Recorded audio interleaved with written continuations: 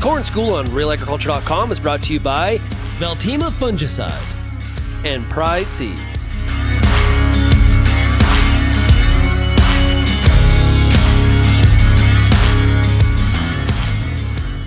Hi, I'm Bernard Tobin. Welcome to Real Agriculture. Today I'm at the Ontario Agricultural Conference and we're going to talk tar spot in corn with two of my favorite pathologists. On my left I got Martin Chilvers from Michigan State, and on my right I've got Darcy Telenko from Purdue University.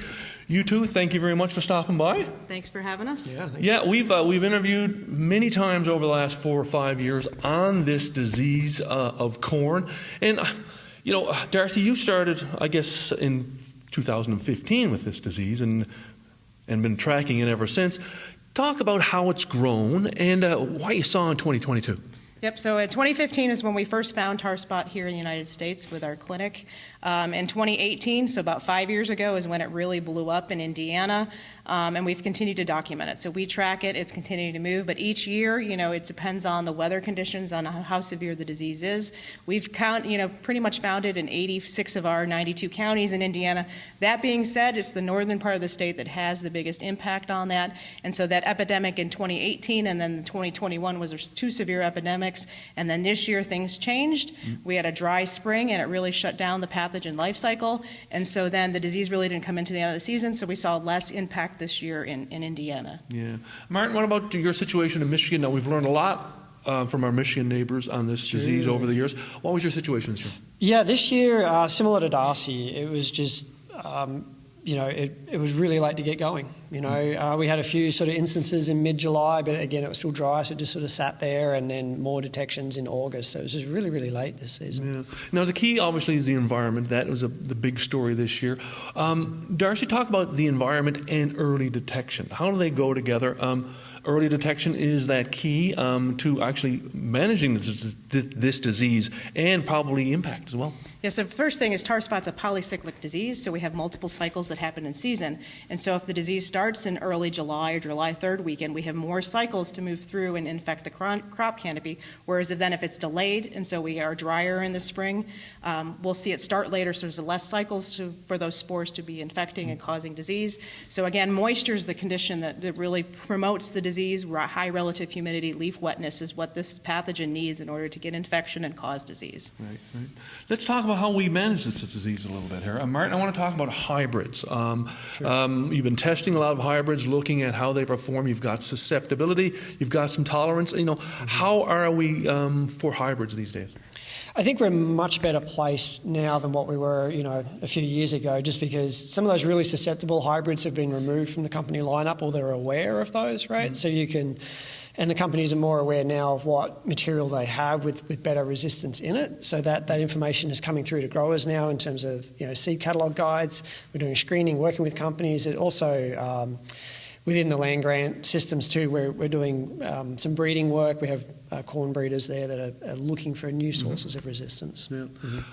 Talk about some of the, I guess, agronomic practices that growers use throughout the season. You've done some work there.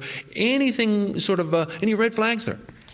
Not major red flags, but I think there's a couple of things that we sort of think about that could potentially drive disease. One of those was nitrogen, right? So high nitrogen we think of potentially driving disease. So we looked at that question, and we did not find any level of nitrogen that drove disease. So high levels, low levels, it just didn't affect tar spot. What did really drive disease was the two different hybrids that we had and the differences in susceptibility there. So that was far, far more important.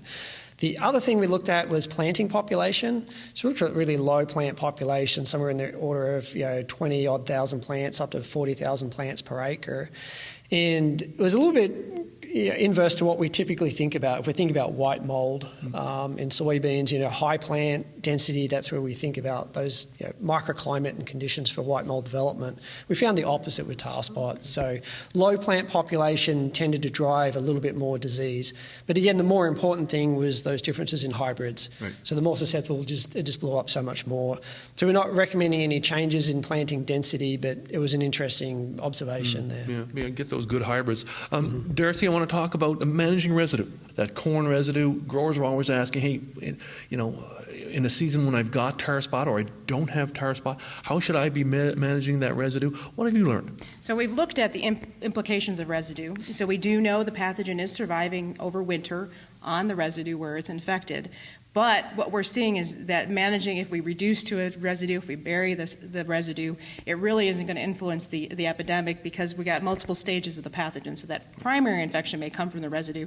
But once we're in season, and the regional aspect of this is that we got spores moving out throughout the whole region. And once those spores are moving, it really doesn't matter that what field-specific agronomic things you put in, the spores are there. So we really got to think about how do we protect the plant or reduce that infection within the plant.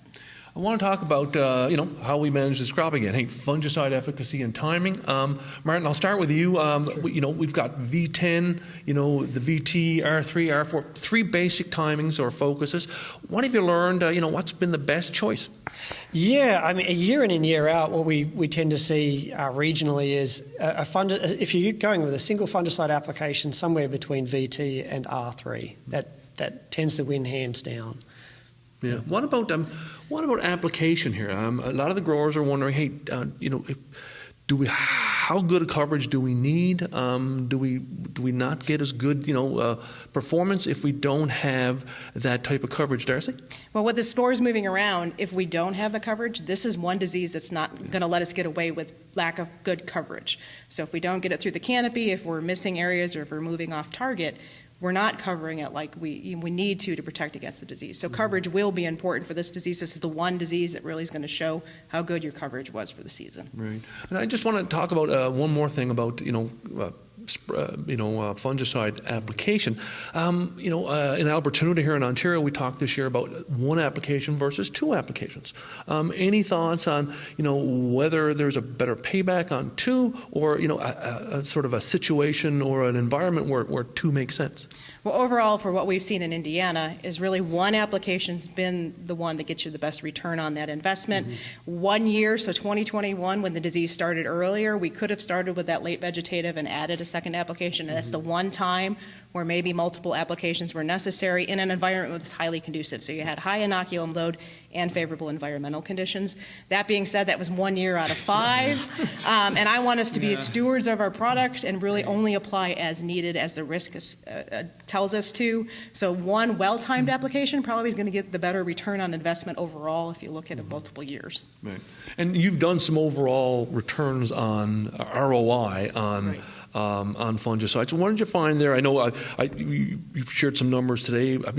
In a high stress situation, you're at $30 to $48, for example, potential return. Right. And so what we did is we compared a high tar spot situation where we had higher tar spot disease versus one that had low disease pressure.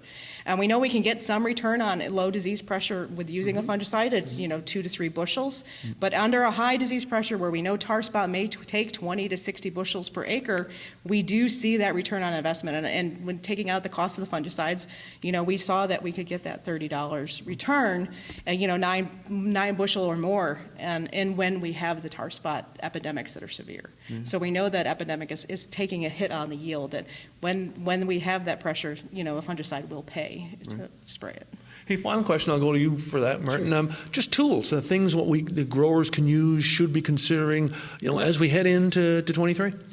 Well, there's a number of different tools. On that fungicide element too, we throw in check strips, right? Please do a check strip, because if you go out there and spray all your farm, you have no idea that return on investment. You really need to collect that data on your own farm. But the tools that we have available, there's numerous. Obviously, there's more information now that's being provided in terms of hybrid susceptibility. Always talk to your seed person about that. They may have a little bit better information than what's printed. We have the Tar Spotter app out of University of Wisconsin that helps to give us a sense of risk of tar spot during the season, so use that. There's scouting that we do, right, through that crop protection network and through IPM pipe. So we light up counties to just give you a sense of where it is during the season.